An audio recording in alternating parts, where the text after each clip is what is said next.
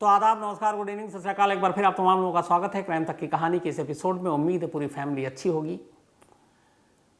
आज की कहानी एक ऐसी कहानी जो पिछले करीब 87 ईयर हो गए, 87 साल, लेकिन आज भी एक राज है। बल्कि आज भी जिस इंसान का कत्ल हुआ वो इंसान कौन था, उसकी पहचान क्या थी, उसका नाम क्या था, उसका कत्ल क्यों किया, क्या उसने खुद को मारा, किसी और ने मारा, क्या वजह थी, ये सारे सवाल ऐसे हैं जिनका कोई जवाब नहीं। पुलिस की टीम पूरी कोशिश करती रही, सालों तक ये केस खुला रहा।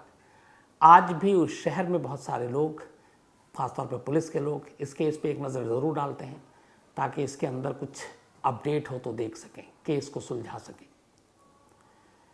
ये बेहद रहस्यमय कहानी 1935 की है, यानी अराउंड 87 ईयर पुरानी।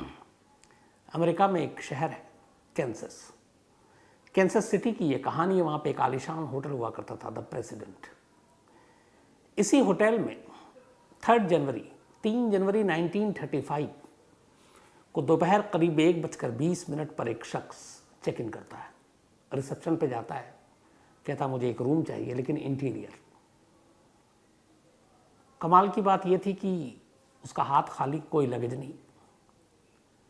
रिसेप्शन ने देखा, रिसेप्शनिस्ट जो भी बैठे हुए थे, और फिर उससे पूछा तो उसने कहा मुझे 1 नाइट के लिए रूम चाहिए। उसने जो फॉर्मेलिटी थी पूरी की, जो अपना एड्रेस उसने बताया और नाम, उसने अपना नाम बताया रोनाल्ड टी ओवन, और पता दिया उसने लॉस एंजलिस कैलिफोर्निया का।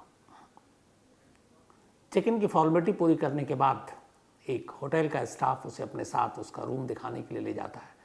10वीं मंजिल पर 10th फ्लोर पे उसका रूम था।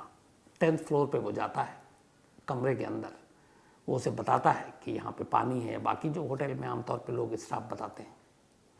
लेकिन उस स्टाफ को भी बड़ा अजीब लग रहा था कि ये शख्स बिना सामान के चला आया है। लंबा चौड़ा वो शख्स, ओवरकोट पहने हुआ था। कमरे के अंदर दाखिल होने के बाद जब स्टाफ उसे समझाता है, तब तक वो अपनी जेब में हाथ डालता है, और स्टाफ ने देखा वो अपनी जेब से 2 चीज़ निकालता है, एक हेयर ब्रश और एक टूथपेस्ट। बस ये 2 चीज़ें उसके पास थी। वो निकाल कर टेबल पर रख देता है। इसके बाद स्टाफ वहाँ से निकल जाता है। थोड़ी देर के बाद वो कमरे से नीचे आता है, फिर वापस जाता है। रुकना उसे एक ही रात के लिए था, लेकिन 3 जनवरी को वो फिर रिसेप्शन पे कहता है कि उसे एक्सटेंड करना है। 3 जनवरी को एक्सटेंड हो जाता है। फिर 4 जनवरी को भी वो एक्सटेंड करता है। अब 5 को उसने कहा था मैं निकलूंगा, लेकिन 5 जनवरी की सुबह 1935 वो गेस्ट चेकआउट तो नहीं करता, उसके कमरे से उसकी लाश मिलती है। लाश की हालत ऐसी थी कि जो भी देखा सबसे पहले उनकी चीखें निकल गई थी। जिस्म पर अनगिनत चाकुओं के निशान, पूरा बेड, फ्लोर, दीवार, सब जगह खून ही खून। बहुत ही बेरहमी से कत्ल किया गया था। खैर, जब ये पता चला कि उसका कत्ल हो गया, इसके बाद पुलिस की टीम जो है अपनी जांच शुरू करती है। और जब जांच शुरू करती है तो वहीं से ये कहानी शुरू होती है। कैंसस की पुलिस होटल स्टाफ से बातचीत करती है कि कौन, क्या, कैसे। सबसे पहले तो ये था कि इस शख्स को, इसकी मौत हो गई है, इसके घर वालों को इन्फॉर्मेशन दी जाए। रजिस्टर देखा गया, एड्रेस निकाला गया लॉस एंजलिस कैलिफोर्निया का। वहाँ के पुलिस से, लॉस एंजलिस की पुलिस से, LA पुलिस से कांटेक्ट किया कैंसस पुलिस ने। तो पता चला कि न तो ऐसा कोई एड्रेस है इस LA में, और ना ही इस नाम का कोई शख्स LA में क्या, पूरे US में भी जो उसने सारी चीज़ें दी नहीं है। अब पुलिस बड़ी पशुपेश में कि क्या है ये मसला।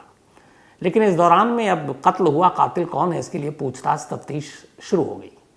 पुलिस ने एक एक कर होटल स्टाफ से बात करनी शुरू की, खासतौर पर जो लोग डायरेक्ट कांटेक्ट में आए थे ओवन के। जब होटल स्टाफ से पूछताछ शुरू हुई तो अजीब अजीब कहानियाँ सामने आई। 3 दिनों के इस होटल में ठहरने की कहानी, इस शख्स की कहानी जो एक रहस्य है, जिसका नाम तो है रोनाल्ड टी ओवन। उम्र करीब 20 से 22 साल के बीच में होगी, दरमियान, लंबा चौड़ा, देखने में लगता था क्या तो रेसलर है या बॉक्सर है। लेकिन जो लोग उसके संपर्क में आए उन कैरेक्टर ने पुलिस को कहानियां सुनाई। कहानी के हिसाब से 2 जैन को होटल में चेक इन करता है ओवेन। इसके बाद वो बाहर निकलता है, फिर वापस आता है। 3 जनवरी को उसे चेकआउट करना था, लेकिन 3 को वो अपना एक्सटेंड कर लेता है। अब 3 जनवरी को एक होटल की स्टाफ मेड रूम क्लीन करने के लिए, जिसका नाम था मैरी सॉप्टिक, उसके कमरे में जाती है। और ये करीब दोपहर का वक्त था, 12 बज चुके थे। आमतौर पे होटल में जितने गेस्ट रहते हैं वो सुबह अपने काम पे निकल जाते हैं, क्योंकि आप होटल में काम के सिलसिले में लोग जाते हैं ज़्यादातर, या अगर टूरिस्ट के तौर पे घूमने भी जाते हैं तो सुबह निकल जाते हैं, क्योंकि होटल में रहने के लिए तो कोई जाता नहीं है। तो सभी गेस्ट इस वक्त तक अपना रूम खाली करके बाहर निकल जाते हैं। इसके बाद हाउसकीपिंग वाले सफाई करते हैं। तो मैरी भी जो है वो 12 बज चुका था, बाकी जो उसके इस जिम्मे में रूम थे सबकी सफाई करते हुए अब रूम नंबर 1046 ये ओवन को अलॉट किया गया था 10th फ्लोर पे, 1046 1046 रूम नंबर। तब मैरी इस रूम में जाती है। उसे लगता है कि यहाँ के भी गेस्ट चले होंगे, लेकिन जब वो दरवाजे पे पहुंचती है तो ऐसा एहसास होता है उसे कि दरवाज़ा तो अंदर से बंद है। अब मास्टर की से भी खुल नहीं सकता था क्योंकि अंदर से लॉक है। तो वो नॉक करती है दरवाजे पे। तब अंदर से आवाज़ आती है कि आप, ये बताती है मैं हाउसकीपिंग क्लीनिंग के लिए आई हूँ। अंदर से आवाज़ आती है कि आप बाद में आना, अभी आप जाओ। थोड़ी देर के बाद वो फिर जाती है, फिर नॉक करती है। इस बार दरवाज़ा खुलता है। जब दरवाज़ा खुलता है वो अंदर दाखिल होती है तो उसे बड़ा अजीब लगता है। देखती है कि उस पूरे कमरे की सारी लाइटें बंद हैं। एक टेबल लैंप बहुत ही धीमी मध्यम रोशनी जिससे आ रही है, बस वो जला हुआ है। और उसी के कोने में एक शख्स बैठा हुआ है, बिल्कुल अंधेरे में, एकदम डिम लाइट है। तो आमतौर पर ऐसी चीज़ें होती नहीं हैं, लेकिन उस स्टाफ को लगा कि पता नहीं ये क्या बात है। खैर उसने पूरा कमरा क्लीन किया। क्लीन करने के बाद जब वो जाने लगी तो ओवन ने उससे कहा कि तुम दरवाज़ा को लॉक मत करके जाना। और उस वक्त तक जब ये क्लीन हो रहा था, इसके बाद ओवन कहता है कि मुझे भी बाहर जाना है तो तुम अब क्लीन कर लो। क्लीन में टाइम लग रहा था, क्लीनिंग में। ओवन निकल जाता है और कहता है पीछे में उस हाउसकीपिंग की उसको कि तुम जब सफाई कर लो तो दरवाज़ा को लॉक मत करना, अनलॉक ही छोड़कर जाना, क्योंकि मेरा एक गेस्ट आने वाला, मेरा एक दोस्त आने वाला है, तो वो वेट कर लेगा। हाउसकीपिंग की वो महिला दरवाजे को यूं ही खोलकर सफाई करने के बाद निकल जाती है। करीब 4 घंटे के बाद सॉप्टिक हाउसमेट वापस आती है उस रूम में, रूम नंबर 1046 में, फ्रेश टॉवल देने के लिए। सुबह वो सारे गंदे टॉवल और बेडशीट ले गई थी। अब फ्रेश टॉवल देने के लिए 4 घंटे के बाद वो उस कमरे में आती है तो हैरान रहती है। वो देखती है कि रूम अब भी अनलॉक है और कोई नहीं है उसमें। इसके बाद वो अंदर जाती है तो देखती है कि टेबल पे एक मैसेज पड़ा हुआ है, और उस मैसेज में जो लिखा था वो ये था कि Don I will be back in 15 minutes wait. बस ये एक उसने नोट पढ़ा। उसके बाद वो बाहर निकल गई। अगले दिन अब 4 दिन, अभी तक ये स्टॉपनिक की कहानी चल रही है। पुलिस को वो बता रही है कि कैसा अजीब बर्ताव और व्यवहार था इस गेस्ट का। अब स्टॉपनिक के हिसाब से नेक्स्ट 4 जैन को, 4 जनवरी की सुबह वो फिर एक बार उस रूम में जाती है सफाई करने के लिए, सुबह करीब 10:30 बजे। लेकिन जब वो जाती है तो इस बार वो देखती है कि दरवाज़ा बाहर से बंद है। दरवाज़ा जब बाहर से बंद है तो इसका मतलब है कि गेस्ट नहीं है, वो जा चुका आज सवेरे। तो उसे लगा ओवन चले गए। मास्टर की से उसने दरवाज़ा खोला। दरवाज़ा खोल के जैसे ही वो अंदर दाखिल होती है, इस बार फिर वो हैरान रह जाती है। देखती कि बाहर से तो मतलब दरवाज़ा लॉक्ड है, लेकिन अंदर में गेस्ट मौजूद है। ओवन अंदर में ही था, बेड पे था, और बेड पे लगभग नंगा पड़ा हुआ था, और ऐसा था कि जैसे उसने बहुत सारी ड्रिंक कर रखी हो। उसने वो देखा। इसी दौरान में जब ये दाखिल होती है, कमरे में अब भी अंधेरा है, अचानक कमरे के फ़ोन की घंटी बज उठती है। अब स्टॉपनिक बातचीत सुन रही है। जो बातचीत थी वो ये थी, इधर से कहता no Don I don't want to eat, I am not hungry. इसके बाद उसने कहा कि मैंने already I just have breakfast. थोड़ी देर के बाद वो फिर रिपीट करता है, no I am not hungry, मुझे भूख नहीं लगी है। इतनी देर में इसके बाद वो फ़ोन रख देता है। फ़ोन रखने के बाद अब वो बेडशीट से अपने आप को ढकता है और फिर हाउसमेट से बात करना शुरू करता है, सॉप्टिक से। इस बार पहली बार उसने उससे तमीज़ से बात की और उसके बारे में पूछा कि अच्छा आपके इस होटल में कितने कमरे आपके ज़िम्मे हैं जिनकी आप सफाई करते हो, होटल में क्या है, किस तरह के गेस्ट यहाँ पर आकर रुकते हैं। फिर वो शिकायत भी करता है कि मैं कुछ दिन पहले एक बराबर के होटल में था, वो बहुत ही महंगा था, उसने बहुत ज़्यादा पैसे लिए, चार्ज किए। तो यहाँ पे क्या है, किस तरह के गेस्ट हैं, स्टाफ के साथ होटल के ओनर्स का क्या बिहेवियर होता है, ये सारी चीज़ें उसने सारी बात की। सॉप्टिक ने उसे फटाफट जवाब दिया और इसके बाद वो वहाँ से निकलती है। लेकिन जाते जाते फिर उसे ख्याल आता है कि बाहर से दरवाज़ा बंद था और गेस्ट अंदर था। तो उसे लगा कि कोई शख्स था जो बाहर से ओवन को बंद करके गया। क्यों? क्योंकि अंदर में वो की भी नहीं थी जो गेस्ट को दी जाती है। तो ये था कि बाहर से लॉक, अंदर में गेस्ट मौजूद। तो फिर उस हाउसकीपिंग को लगता है, उसको सॉप्टिक को, कि कोई ना कोई है जो इसको बाहर से लॉक करके गया। अब वो फिर सोचती है, फिर उसके बाद भूल जाती है, लेकिन ये सारी चीज़ें वो पुलिस को बता रही है। उसी दिन 4 जनवरी को शाम को 4 घंटे के बाद फिर से वो आती है, सॉप्टिक। इनका रूल था कि सफाई करने के 4 घंटे के बाद फ्रेश टॉवल देते हैं। 4 घंटे के बाद वो फ्रेश टॉवल देने के लिए फिर उस रूम में दाखिल होती है। दरवाज़ा नॉक करती है। इस बार दरवाज़ा अंदर से बंद था, लेकिन दरवाज़ा जब नॉक करती है तभी उसे कमरे के अंदर से 2 आवाज़ें सुनाई देती हैं। एक ओवन था और एक कोई और अनजाना शख्स। और ध्यान से इसने फिर नॉक किया, अंदर से कोई आवाज़ नहीं आई, लेकिन 2 लोग और ऊंची ऊंची आवाज़ में बात कर रहे हैं। फिर इसने नॉक किया, तब इसका पहली बार अंदर से आवाज़ आई। इसने कहा कि मैं फ्रेश टॉवल देने आई। अंदर से आवाज़ आई कि हमारे पास ऑलरेडी टॉवल है, तो हमें ज़रूरत नहीं है, आप जाइए। अब ये सोची कि मैंने तो सुबह सारे टॉवल निकाल के ले गई हूँ, अंदर में कोई टॉवल रखा नहीं है, तो इनके पास फ्रेश टॉवल कहाँ से है। दूसरा, ये जो गेस्ट है ये सिर्फ हेयर ब्रश और टूथपेस्ट लेकर आया, तो इसके पास तो कोई सामान भी नहीं है। खैर उसने सोचा। इसके बाद 2 लोगों की बात सुनी और वो वहाँ से निकल गई। ये 4 जनवरी तक की कहानी थी। इसके बाद 2 गेस्ट और आए पुलिस के पास। एक इत्तेफाक से लड़की थी जो उसी शहर की थी, थोड़ा शहर इस होटल से काफ़ी दूरी पर रहती थी। उसका एक बॉयफ्रेंड था जो एक फूलों की दुकान पे काम करता था। वो उससे मिलने आई थी। मिलने के दौरान में उसे देर हो गई, फिर उसे लगा कि अब लौट कर जाएंगे, फिर बहुत लेट हो जाएगा। तो उसने कहा कि आज शहर में रुक जाते हैं। तो उसने भी द प्रेजेंट होटल में चेक इन कर लिया और वो 1026 रूम मिला उसे और वो उसमें चली गई। इस लड़की का नाम था जीन ओवन, लेकिन इसका ओवन से कोई रिश्ता नहीं था। अब वो होटल में चेक इन करती है, उसका बॉयफ्रेंड भी आता है, रात को 2 घंटा रुकता है, वो चला जाता है। अब रात को ये अकेली है जीन। इसने पुलिस को बताया कि उस रात उसने बड़ी अजीब अजीब आवाज़ सुनी, रूम नंबर 1046 से, ओवन के रूम से। 2 लोग थे और 2 लोग आपस में बहुत तेज़ी से बात कर रहे थे। फिर उसने कहा कि किसी फीमेल की भी आवाज़ सुनाई दी मुझे और बहुत तेज़ तेज़ आवाज़ आ रही थी। ऐसा भी लग रहा था कि कोई लड़ रहा है, फिर कोई समझा रहा है, और मुझे कुछ समझ में नहीं आया।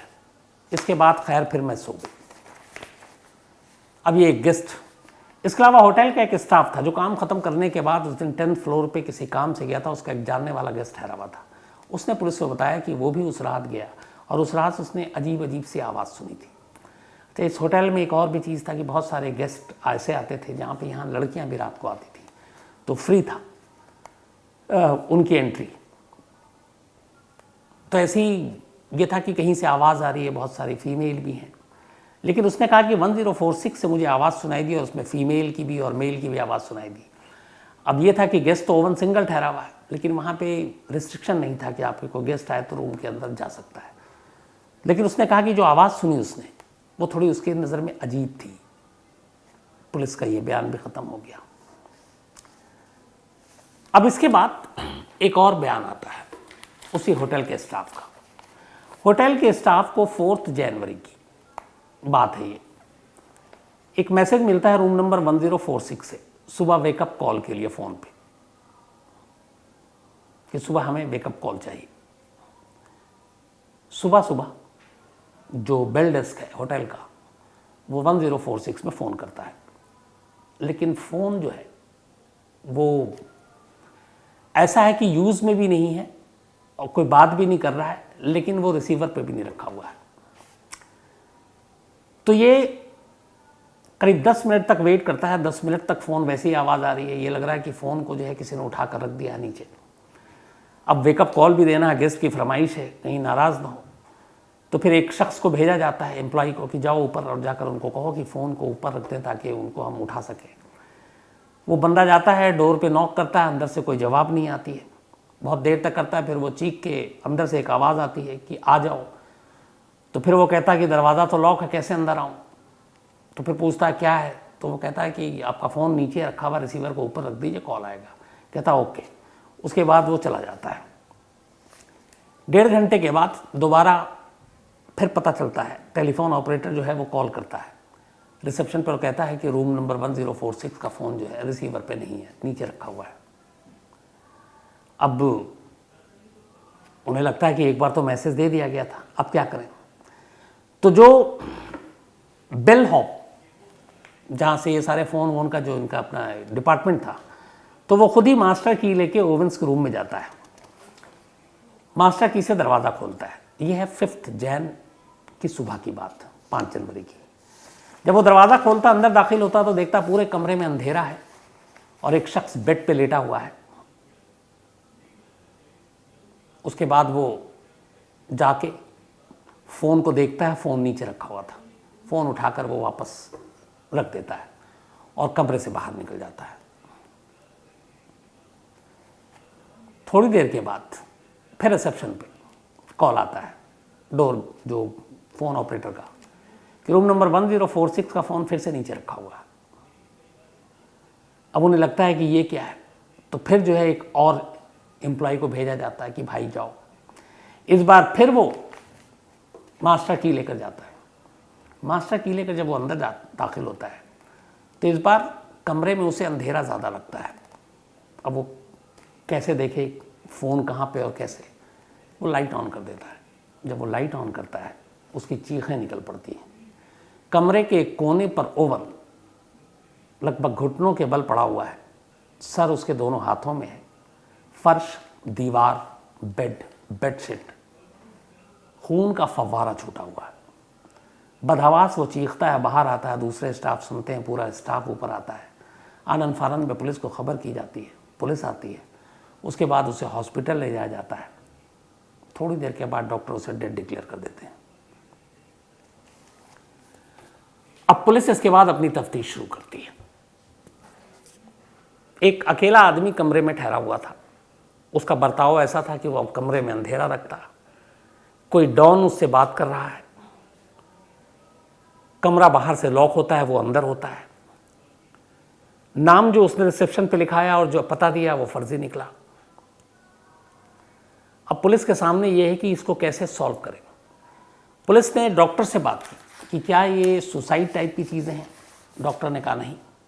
जो पोस्टमार्टम रिपोर्ट आई उसमें यह था कि मल्टीपल स्टैबिंग थी, मतलब अनगिनत चाकू मारे गए, खोपड़ी टूटी हुई थी, लंग्स पंक्चर था और ऐसा कोई भी शरीर का हिस्सा नहीं है जहाँ पे जख्म ना दिया गया। मारने वाले ने बड़ी बेरहमी से मारा। सुसाइड करने वाला इतने जख्म अपने आप को नहीं दे सकता। दूसरा, कमरे से कोई भी ऐसी चीज़ नहीं मिली जो ये बताए या निशानी या गवाही दे कि कातिल कौन है। चाकू भी नहीं मिला जिससे इतने सारे जख्म हुए। अगर वो सुसाइड करता तो चाकू कमरे के अंदर होता है। सबसे अजीब बात यह थी कि जो होटल के अंदर कोई भी गेस्ट आता है तो वॉशरूम में शैम्पू, सोप, टॉवल ये सब रखा होता है। होटल की दी हुई एक गेस्ट के लिए हर वो चीज़ जो वो प्रोवाइड करते हैं, चाहे वो साबुन हो, शैम्पू हो, टॉवल हो, वो सब गायब थे। एक भी चीज़ रूम में नहीं था। यहाँ तक कि ओवन जो अपने साथ हेयर ब्रश और टूथपेस्ट लाया था वो भी गायब था, कमरे में नहीं था। अब कोई क्यों इन सारी चीज़ों को वहाँ से समेट कर ले गया, क्या इसी में कुछ राज छुपा था, ये नहीं मालूम। एक सिर्फ जो उसने कपड़े पहने थे उसकी टाई पे एक कंपनी का ब्रांड मिला था वो न्यू जर्सी का था, लेकिन उससे भी कोई कामयाबी नहीं मिली। इसके बाद पुलिस ने तफ्तीश की लॉस एंजल्स के थ्रू, तो पता चला कि रोलैंड टी ओवेन नाम का कोई शख्स नहीं है ये जगह, ये पता जो है ये भी फर्जी है। फिर मीडिया में पुलिस ने अपील की कि वो पहचानने में मदद करे, तो पता चला कि 1 जनवरी को यानी 2 जनवरी को उसने होटल प्रेसिडेंट में चेक इन किया था, ये वहीं ठहरा हुआ था और उसने सही कहा था कि उस होटल के चार्ज ज़्यादा थे और इसीलिए बदल कर फिर वो दूसरा होटल लेकर आया और उस होटल में ये एक दूसरे नाम से ठहरा था, वहाँ पे ये ओवेन के नाम पे नहीं रुका था और वहाँ इसने अपना नाम स्कॉट रखा था, लेकिन तस्वीर और हुलिया सब कुछ एक था होटल की। तो एक ही दिन में उसने होटल चेंज करने के बाद अपना नाम भी चेंज किया। अब क्यों, ये भी समझ में नहीं आ रहा था। अब पुलिस ने हर तरफ से कोशिश की, मीडिया से अपील की, लेकिन कोई फ़ायदा नहीं हुआ। इस दौरान में उसकी डेड बॉडी को रख दिया गई मॉर्चरी में। 3 महीने तक बॉडी पड़ी रही इस उम्मीद में कि शायद कोई आए और पहचाने, क्लेम करे तो फिर उसे ये बॉडी दे, बट 3 महीने हो गए, कोई क्लेम करने नहीं आया। इस दौरान में कुछ फैमिली आई और उसने कहा कि ये हमने देखा फ़ोटो, ये हमारे रिश्तेदार है, लेकिन पुलिस ने तफ्तीश की तो पता चला वो सब फर्जी निकले। 3 महीने के बाद अचानक एक गुमनाम फ़ोन आता है एक वहाँ के चर्च के जो काम करते हैं लोग उनके पास, और ये कॉलर जो है ये कहता है कि एक बॉडी पड़ी हुई है जिसका नाम है रोनाल्ड टी ओवन और मैं इसके पैसे देना चाहता हूँ इसके अंतिम संस्कार के लिए, इसे दफनाने के लिए पूरे इज्जत के साथ। तो उसने पूछा कि आप कौन, तो बोला उससे कोई मतलब नहीं है, बस मैं पैसे देना चाहता हूँ। इसके बाद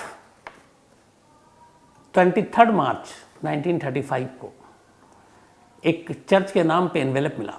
उस एनवेलप में उस वक्त $25 थे। $25 अभी के हिसाब से हम करीब बात करें तो अराउंड $500, और उस पर एक न्यूज़पेपर में लपेट कर ये डॉलर रखे गए थे और एनवेलप के अंदर थे, और उसमें लिखा हुआ था, एक लेटर भी था जिसमें लिखा था it was enough to cover the expenses, the sender was unknown. उसका मालूम नहीं था कौन है, पर यह था कि इतना काफ़ी है खर्च करने के लिए।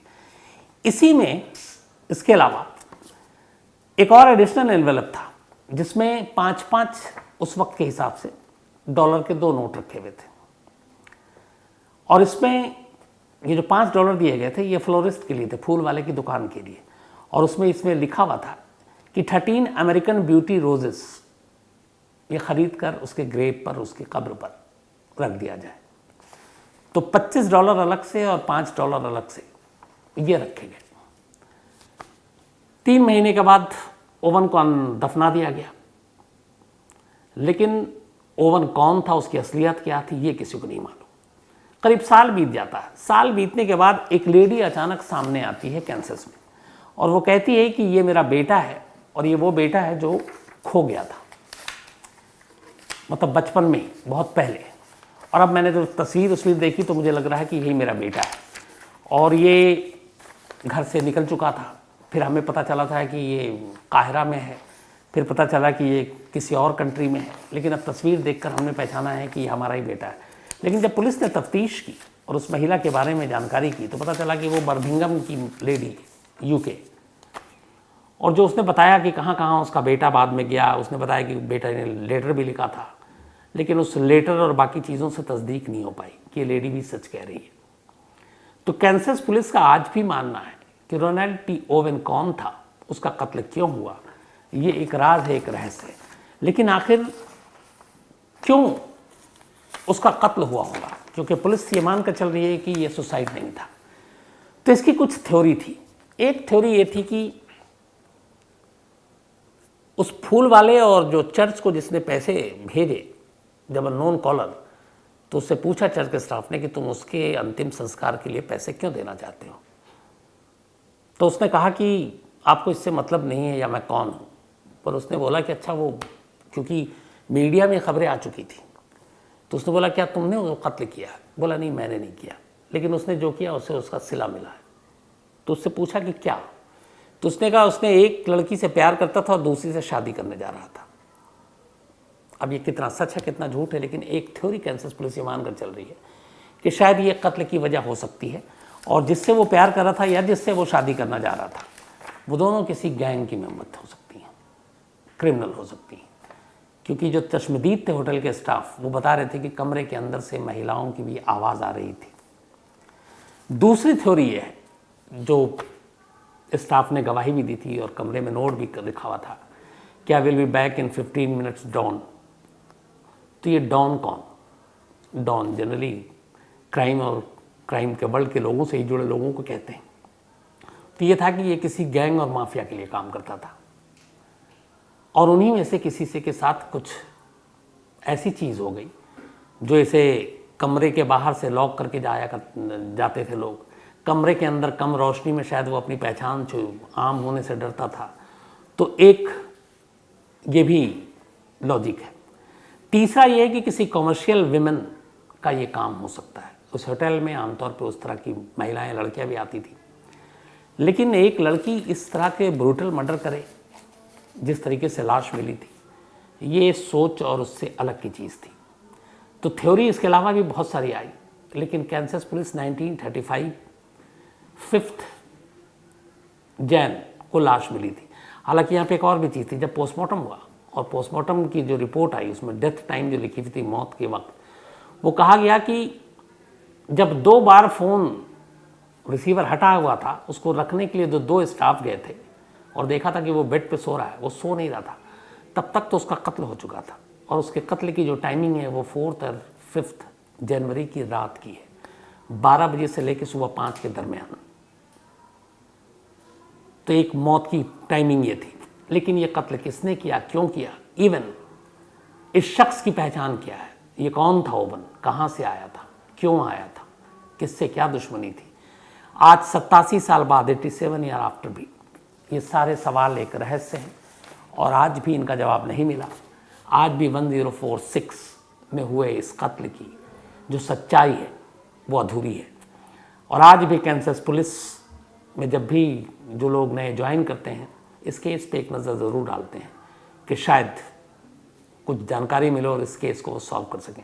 अभी तक तो कामयाबी नहीं मिली है, उम्मीद है कि आगे शायद कभी ये केस खुले और ये जो पूरा रहस्यमय एक मामला है इसका सच सामने आए। तो कहानी में आज इतना ही, लेकिन आज सिलसिला फिर आगे बढ़ाता हूँ। सिलसिला आगे बढ़ाऊँ उससे पहले जी कुछ शेयर करता हूँ। कल थैंक यू वेरी मच, बहुत सारे लोगों के मेल आए जो अपने नवनगर या जामनगर महाराज की कहानी, उनकी इंसानियत, तो थैंक यू सो मच, आप लोगों को भी अच्छा लगा।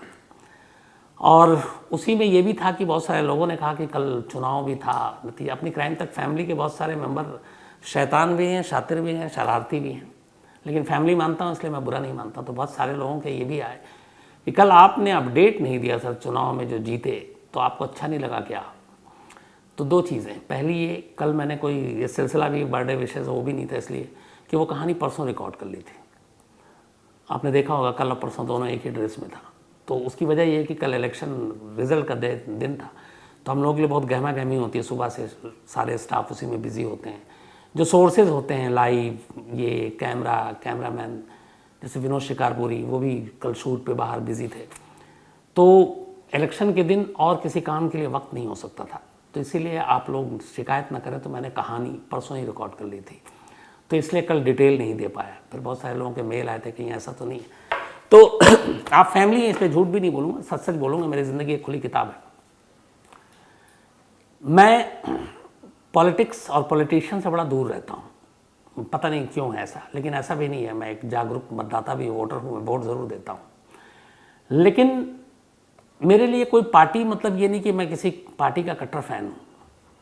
और आपको सच बोलूँगा, पिछले 20 सालों में मैंने जितने बार भी वोट दिए, चाहे वो एमसीडी इलेक्शन का हो या फिर विधानसभा का हो या लोकसभा का हो, मैंने कभी पार्टी देखकर वोट किया ही नहीं है। मैंने हमेशा कैंडिडेट देखकर वोट किया, और मेरा पैमाना है कि बाकी चीज़ें हैं वो ईमानदार है कि नहीं है, पहली उसकी इमेज साफ़ सुथरी है कि नहीं। तो जब ये सारी चीज़ें देखता हूँ उसके बाद मैं वोट देता हूँ। फिर मेरे लिए उससे कोई मतलब नहीं है कि वो बीजेपी का है, वो कांग्रेस का है, वो आम आदमी पार्टी का है, किसी भी पार्टी का हो। तो ये मेरा। दूसरा, मैंने आपको शुरू से बताया कि पॉलिटिक्स और पॉलिटिशियन से बड़ा दूर रहता हूँ। हालांकि इस पॉलिटिक्स में कई पॉलिटिशियन हैं जिनको मैं शुरू से मानता रहा हूँ।